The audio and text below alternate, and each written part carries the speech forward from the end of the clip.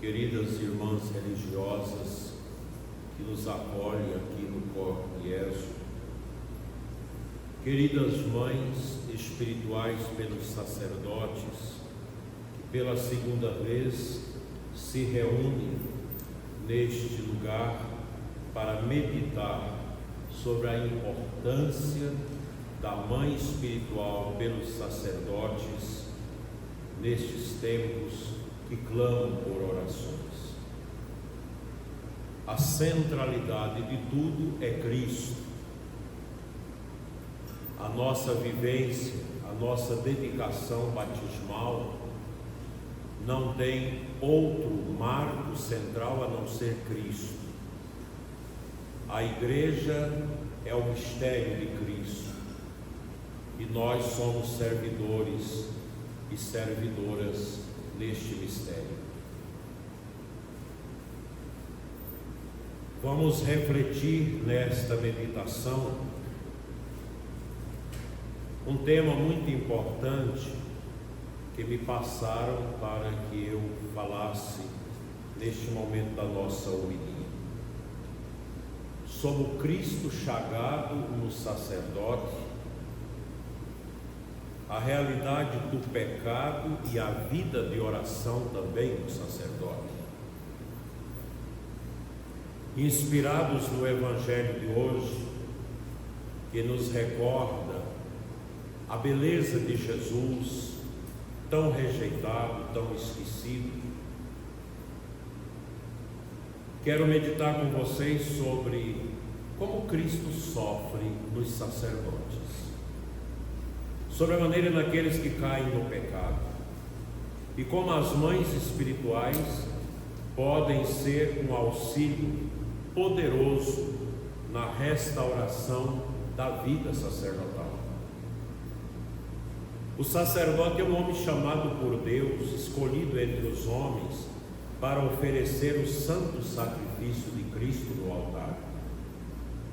Mas ele continua sendo homem, com fraquezas e lutas interiores. São José Maria Escrivá, cuja ordenação sacerdotal celebramos neste centenário, dizia que o sacerdote não é um anjo, mas um homem que precisa de oração como qualquer outro, talvez um pouco mais. O pecado no sacerdote é uma realidade dolorosa e inegável. Não podemos fingir que não existe, mas também não podemos esquecer que o sacerdote, mesmo quando pecador, continua sendo instrumento da graça de Deus no altar. Aqui está o mistério da misericórdia divina. Mesmo quando o ministro é indigno, Deus não abandona seu povo. Santa Catarina de Siena, que teve visões profundas sobre a dignidade e a missão sacerdotal, dizia que mesmo um sacerdote pecador continua sendo um ministro de Deus que traz nas mãos o sangue do Cordeiro imolado. Isso nos lembra que o poder de Deus não depende da dignidade pessoal do sacerdote, mas da misericórdia divina que age por meio dele. A Beata Conchita, por sua vez, dizia que quando um sacerdote cai, é o céu inteiro que chora. Ela via no sacerdote um reflexo da glória de Cristo, mas quando ele se degrada pelo pecado, torna-se um espelho quebrado que reflete a dor do próprio Cristo. Cristo sofre intensamente quando um sacerdote cai. Podemos fazer um paralelo com a traição de Judas. A dor de Cristo, ao ver um sacerdote afundar-se no pecado, é semelhante à dor que sentiu nosso Senhor ao ver Judas se perder. Na última ceia, Jesus ofereceu-se a si mesmo e Judas, embora presente, já estava distante em seu coração. O pecado do sacerdote fere o corpo místico de Cristo. Não apenas o sacerdote se perde, mas aqueles que o seguem podem desanimar, escandalizar-se ou afastar-se da fé. O sacerdote é um pastor que, quando se desvia, conduz o rebanho para lugares perigosos. Aqui está o mistério do Cristo chagado. Ele continua a se oferecer, mesmo com o coração dolorido e sangrando pelo pecado dos seus escolhidos. São Pedro Julião, em seu livro A Cidade de Gomorra, alertava para o perigo do sacerdote que se deixa corromper pelo pecado, comparando essa queda à ruína de uma cidade que desmorona por sua própria impureza. Ele dizia que a pureza sacerdotal é um tesouro a ser protegido com zelo e vigilância, pois quando um sacerdote se corrompe, o efeito é devastador, não só para ele, mas para toda a comunidade que depende dele. Queridas mães espirituais, precisamos estar atentos às ciladas do inimigo contra os sacerdotes. O demônio, que conhece a grandeza e a dignidade do sacerdócio, procura incessantemente desconfigurar o padre da sua verdadeira identidade. Satanás sabe que o padre configurado a Cristo deve ser casto, pobre e obediente, como o próprio Senhor. Por isso ele faz tudo para que o sacerdote não imite a Cristo, tornando-se tentando especialmente nestas áreas fundamentais. A sofreguidão do demônio em tentar o sacerdote está justamente em fazer com que ele se desconfigure daquilo que deve ser um homem de Deus, um pastor segundo o coração de Cristo. O inimigo semeia tentações contra a castidade, incita ao apego aos bens materiais e provoca rebelião contra a obediência e a disciplina eclesiástica. Quando o sacerdote cai nessas armadilhas, ele deixa de refletir Cristo e passa a ser um homem mundano. Por isso, queridas mães espirituais, é urgente e necessário que as senhoras intensifiquem a oração para que o sacerdote seja configurado a Cristo. A oração de vocês tem o poder de impedir que o demônio destrua a integridade sacerdotal. Além da oração, o jejum, os sacrifícios e as práticas espirituais são armas estas eficazes para combater o maligno e preservar a beleza da vocação sacerdotal. O Papa Francisco nos ensina que o sacerdote deve ser um homem de oração, porque um sacerdote que não reza acaba se tornando um funcionário. E quando o sacerdote deixa de rezar, o diabo encontra espaço para atuar, tirando nele o espírito de pobreza, de obediência e de castidade. A oração das mães espirituais tem a força de manter o sacerdote ancorado na graça, configurado a Cristo, mesmo em meio às tempestades espirituais dos nossos tempos. Há sinais claros que as mães espirituais podem perceber quando um sacerdote não está bem espiritualmente. A falta de zelo com a liturgia, a rispidez no trato com os fiéis, a desordem no modo de viver, a falta de seriedade com as coisas sagradas, a ausência de piedade, o comportamento desleixado com as responsabilidades pastorais, são indícios de que algo não está bem na vida do sacerdote. O sacerdote, quando entra em crise, começa a desprezar as coisas santas e perde a piedade. Um padre espiritualmente desorientado pode continuar fazendo as coisas, mas já não faz com aquela alegria e unção que manifestam o amor de Cristo. Quando a assídia toma conta, ele perde completamente o amor e o afeto pelas coisas de Deus, tornando-se indiferente ao próprio ministério. Chegando a esse nível, o padre perde tudo e joga no marasmo do inimigo tudo da sua vida, negando totalmente o seu sacerdócio. Como custa para o bispo entregar uma carta de demissão do estado clerical do padre, que ao invés de olhar para a montanha do Tabor, ficou espiando as baixadas das delícias deste mundo. Vocês, as senhoras, mães espirituais, ao perceberem esses sinais, devem intensificar suas orações, clamando ao Senhor que liberte aquele sacerdote da escuridão espiritual. Ele precisa de um novo encontro com Cristo,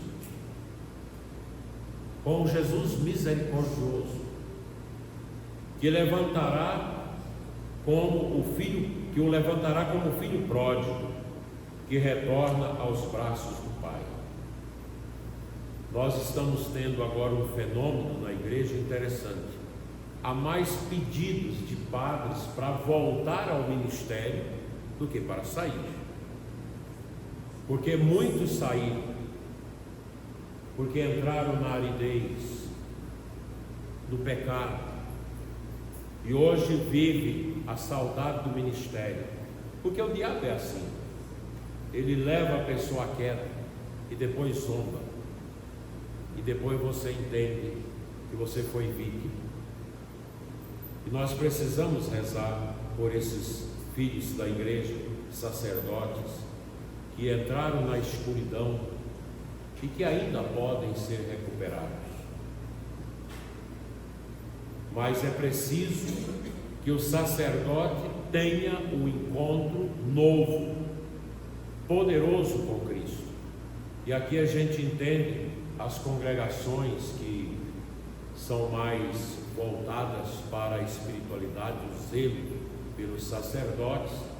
Nós estamos vendo um trabalho bonito que vai acontecendo mundo afora, unindo os padres naquilo que é o essencial da vida do padre, que é amar a nosso Senhor no altar. Porque Jesus vem pelas mãos do sacerdote no altar para alimentar o padre, em primeiro lugar, e o seu povo. E depois o padre que se imola na piscina da misericórdia, que é o confessionário, que se imola no amor aos pobres, aos sofredores, indo ao encontro dos doentes, dos idosos. Quão bela é a missão do sacerdote! Quando se foge desse tripé, rosário, sacrário e confessionário, o padre, como qualquer católico, pode ruir, porque a nossa segurança está no altar, no confessionário e no Santo Rosário. Porque há um alivião de críticas e de perseguição a Frei Gilson. Eu entendo perfeitamente, porque ele foi mexer no vespeiro do diabo, trazer o povo para o rosário. São milhões de pessoas que estão rezando o rosário. A minha prima protestante me ligou para saber o que é isso, porque ela foi assistir o Frei Gilson depois das críticas e achou interessante e não consegue ficar sem assistir mais. E eu disse para ela: minha irmã, volta à tua casa. E eu disse para o Frei Gilson: toda essa perseguição que o diabo impetra sai pela culatra, porque ele está se tornando mais conhecido em o rosário, porque o Frei Gilson é o rosário, é um frei que eu conheço pessoalmente. Todo ano eu vou lá rezar o rosário com ele, eu durmo no quartinho dele, ele dorme no sofá, é pobre, é simples, não pega dinheiro, é o homem que pega no rosário, que pega no Santíssimo e que vive a sua vida como sacerdote. E é assim que tem que ser. Vocês imaginam se os padres voltassem para o poder da Eucaristia, levando o povo à adoração durante o dia, momentos de adoração. Na Catedral de Formosa, quando a gente faz o Night Fever, que é aquela adoração silenciosa com as velas acesas, e a gente fica atendendo confissão, que coisa impressionante. Eu sento ali para atender confissão das 8 até 1 da manhã, e quantas pessoas que há 30, 40 anos não se confessam, e vem ali, e ajoelha na frente da gente para confessar, porque Deus vai tocando. Nós precisamos, a igreja não está perdida. Tem muita gente que está perdida no Deep Church, nesta igreja do profundo, cujas pautas não se alinham com a doutrina, com o magistério, com a tradição da igreja. Mas nós temos uma grande multidão de sacerdotes jovens que querem as coisas certas, que querem ser todos de Cristo para serem todos de Deus. Nós não podemos desanimar. Mas quando a gente vai ver uma renascença espiritual sacramental na igreja? Calma, vamos fazer o nosso trabalho, nós não vamos ver isso. Mas eu creio que daqui a 80, 120 anos, a igreja vai voltar ao seu vigor de antes, se Deus quiser. Mas para isso nós precisamos semear. Nós não vamos colher, mas outros vão fazer a colheita lá na frente. Neste ano da redenção,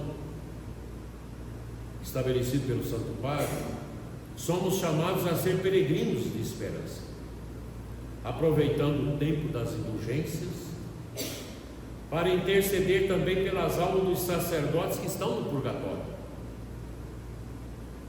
que feriram o coração de Cristo neste último. Muitos sacerdotes, por causa de seus pecados, ainda aguardam a purificação para um dia brilhar no paraíso.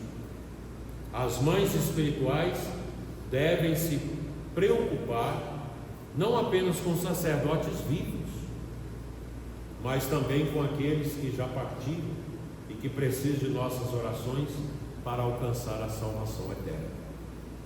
Lá em Formosa tem um grupo de senhoras e mães espirituais que às segundas-feiras rezam no cemitério.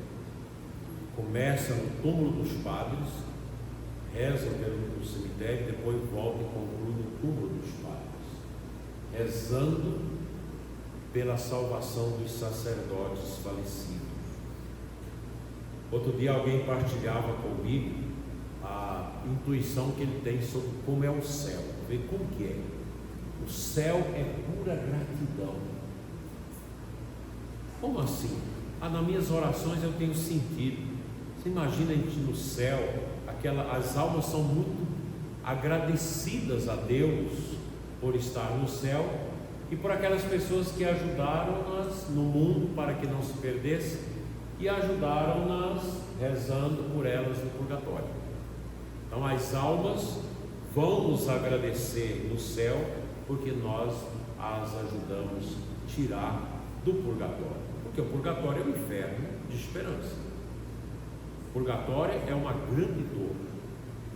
A única vantagem do purgatório é porque lá tem a esperança. No inferno é o desespero eterno. No purgatório há a esperança, porque vai sair dali, mas é muito sofrimento para as almas. A vida do sacerdote probo, que vive segundo a vontade de Deus, é uma bênção para a igreja e para o povo de Deus. Ele é sinal vivo da presença de Cristo e de sua misericórdia. As mães espirituais devem rezar para que esses sacerdotes permaneçam assim, fiéis, piedosos e íntegros, refletindo a luz de Cristo, que nunca se apaga. Nesta Santa Missa, peçamos a Cristo chagado pelos pecados dos sacerdotes, que dê a cada um deles um coração contrito e orante, e que as senhoras mães espirituais sejam estas samaritanas que curam as feridas dos sacerdotes com o óleo benfazejo da oração e do vinho da misericórdia. Que a exemplo de São José Maria Escrivá e de tantos santos sacerdotes, possam eles inspirar uma restauração, uma renascença da vida sacerdotal santa e dedicada à nossa igreja.